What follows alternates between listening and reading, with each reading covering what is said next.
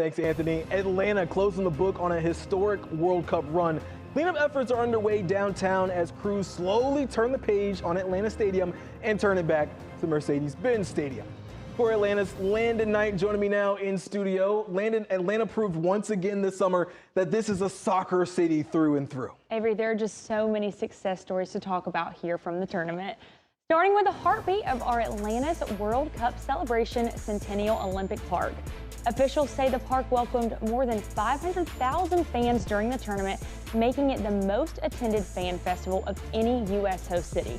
MARTA played a major role in getting fans to and from downtown this summer.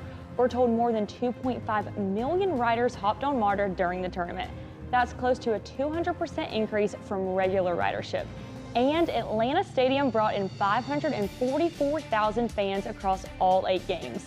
The fans' first concessions pricing, its downtown location, and the climate-controlled environment earned it a spot as the #1 World Cup stadium according to USA Today, Sports Illustrated, and the New York Times.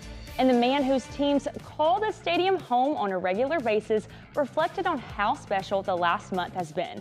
When asked about the legacy of this tournament in Atlanta, Arthur Blank had this to say about future relations between FIFA and this city.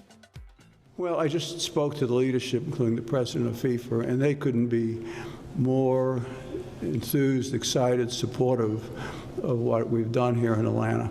And he was kind enough to say to me after this is said and done, I'd love to come back to Atlanta, spend some time with you, talking about, how we can continue to expand our relationship with FIFA. Arthur Blank we'd called be Atlanta's honored and privileged to do that. Major milestones of his lifetime. Yeah, and certainly so. He's done a lot to bring soccer here to Atlanta. This World Cup event, they're not quite over just yet. This city still wants to go out with a bang, Landon. Officials are expecting upwards of 50,000 people at Piedmont Park this weekend for a celebration of soccer and sound. It's one last watch party for Sunday's World Cup final between Spain and Argentina. And Ludacris is expected to hit the stage after the game at around 6 p.m.